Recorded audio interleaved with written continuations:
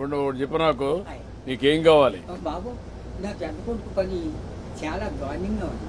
ఏం చేద్దాం అంటావు? ఆ హాస్పిటల్ హాస్పిటల్ అండి విజయవాడ. బట్టలు వీళ్ళు బ్లడ్ ఆగిపోయి బ్లాక్ అయిపోయిందని మొత్తం. అది నువ్వు పని చేస్తాను, నేను ఒకసారి చెప్పి హాస్పిటల్లో నేను మాట్లాడి ఆ అడ్రస్ ఇచ్చేసి నేను మాట్లాడి ఏం చేయాలి నేను చేస్తాను, ట్రీట్మెంట్ అవి ఏం చేయాలి చేసి ఎట్లా బాగు చేయాలో చూద్దాం. ఇంకా నీకు ఇంకేం కావాలి? బాబు మా ఊరికి డైలేజీ లేదండి, కానీ అంకటే తర్వాత మన రోడ్డు పాడైపోయిందండి. మన మిల్లి కాడి నుంచి అలాగా ఆ పెద్ద రోడ్డుకి త్వరగా చేతి రోడ్డు. ఓకే, అది కూడా చేపిస్తా. అది నీకేం కావాలి?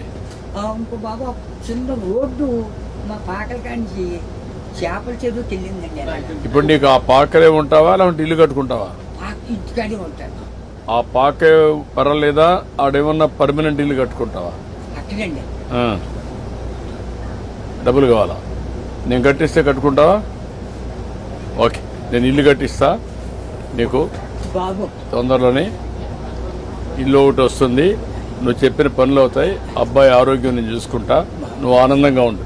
బాబు నా బాబు నా తండ్రి విష్ణుదేవా, తండ్రి నా బిడ్డల్ని నన్ను కాపాడు బాబు. చేస్తా చేస్తా చేస్తాను, ధైర్యంగా ఉండు, ధైర్యంగా ఉండు. కలెక్టర్ గారు ఇది రాసుకోమ్మా, ఇది రాసుకొని 3-4 పనులు చేసేయండి. ఇల్లు ఒకటి 4 నెలలు ఇల్లు కట్టేయాలి. ఓకే, నేను చేస్తాను.